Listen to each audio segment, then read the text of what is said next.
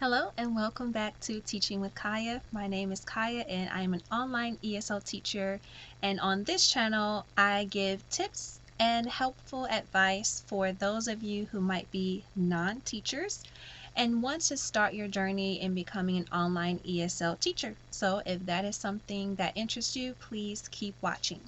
Okay, so in today's video I am going to talk to you a little bit about how I manage my schedule teaching with so many companies. So I have been teaching ESL online since October of 2020. It is now March of 2021. So I am still in my first contract with all of my companies, but I did manage to get hired and get contracts with more than 4 ESL companies in less than 40 days. So I'm going to talk to you about how I personally handle my schedule teaching with so many companies. I see this question asked quite often in a lot of Facebook groups that I'm in. People want to know how can they expand their income by adding on more companies, but then with that also comes, okay, now when do I teach? What should my schedule be? And it might take some adjusting and changing on your part to figure out what schedule works best for you, how often you can teach. You also have to keep in mind how many classes you'll physically be able to teach in a day or back to back or per week. So I'm going to share my schedule with you, and this is 3 of my companies. So I don't have all of them listed because the others classes get thrown in. It's not like a consistent thing, but these are pretty much the main companies that I teach with and the hours that I teach with them. So the companies that I have contracts with currently are VIPKID, GOGOKID, QKids, Cambly Kids, and EF, which is Education First. So what I recommend and what I find works the best for me, if you work with multiple companies, this is what I do. I assign a day for each company. I don't like to flip-flop within the same day. So usually, sometimes I do, sometimes. It really just depends, but it's very rare that I do. Sometimes I will throw in like a VIPKID class if I have just like a lot of gaps in my schedule and I still want to teach, and I may open slots with like VIPKID or another company to fill the gap. However, it doesn't happen often because often I have pretty great bookings. So if I do have a gap in my schedule, most of the time it fills anyway. So I don't really do that. What I recommend is assigning a day to each company so that you don't get confused, and if you have gaps in your schedule, you stay consistent on knowing what time you're supposed to be where. So that's what I recommend. Assign a day. So this is pretty much my schedule. Education First is my main company. I book 95% of my classes with them. And so my schedule with Education First is Monday through Friday, 5 a.m. until 8 a.m. Now, we just had the time change to go into daylight savings time. So this is the first week that I have opened up my 8 a.m. slot. So I'm teaching from 8 to 8:30. So that's where the 8:30 comes from. But before this week and before this month, it was 5 a.m. to 8 a.m. So I've added on an extra class. Education First offers hours during daylight savings time from 4 a.m.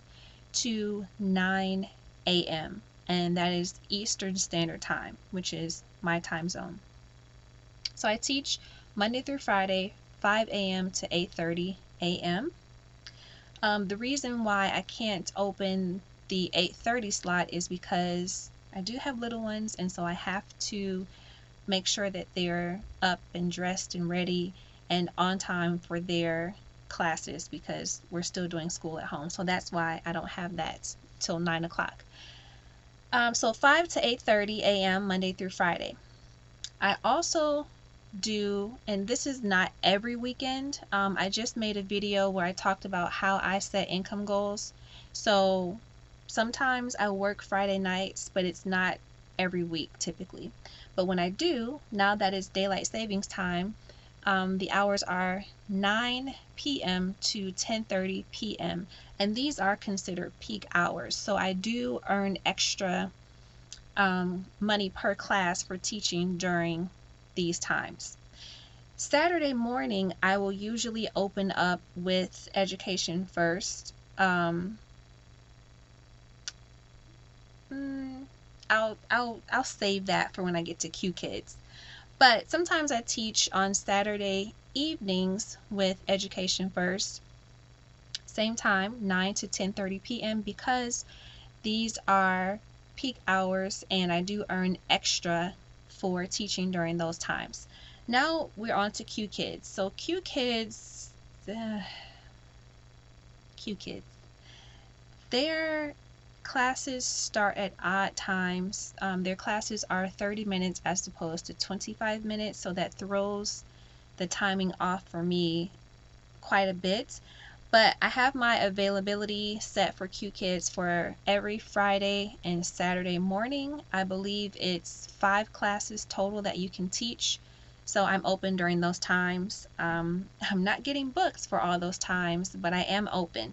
So that's what I was saying about education first. When I have Saturday morning open, it's usually with education first, and then I decide whether or not I'm available to teach the QKids classes, because with QKids I've been getting scheduled like one class.